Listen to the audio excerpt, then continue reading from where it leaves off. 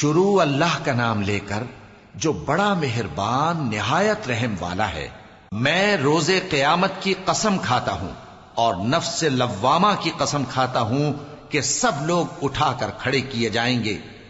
کیا انسان یہ خیال کرتا ہے کہ ہم اس کی بکھری ہوئی ہڈیاں اکٹھی نہیں کریں گے؟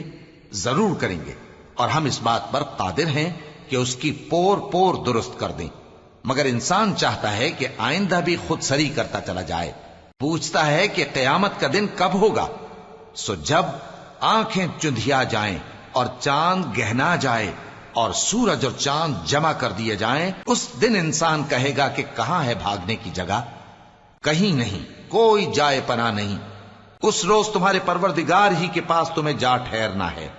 اس دن انسان کو جو عمل اس نے آگے بھیجے اور جو پیچھے چھوڑے ہوں گے سب بتا دیے جائیں گے۔ بلکہ انسان آپ اپنا گواہ ہے، اگرچہ عذر و معذرت کرتا رہے۔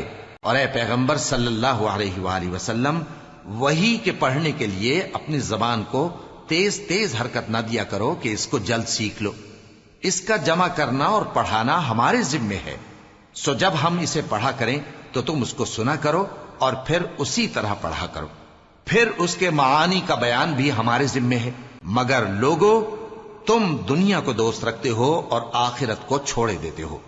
اس روز بعض چہرے رونقدار ہوں گے، اپنے پروردگار کی طرف نظر کیے ہوئے ہوں گے، اور بہت سے چہرے اس دن اداس ہوں گے، خیال کریں گے کہ ان کے ساتھ کمر توڑ معاملہ کیا جائے گا۔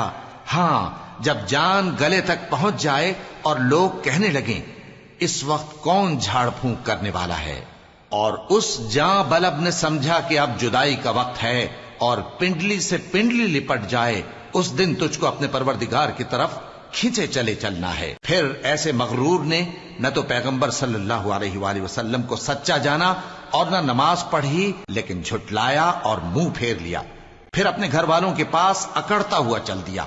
خرابی ہے تیری، خرابی پر خرابی ہے، پھر خرابی ہے تیری، خرابی پر خرابی ہے۔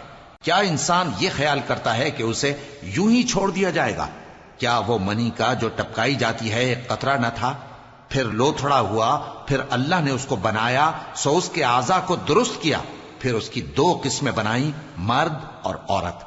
کیا اس کو اس بات پر قدرت نہیں کہ مردوں کو زندہ کر دے؟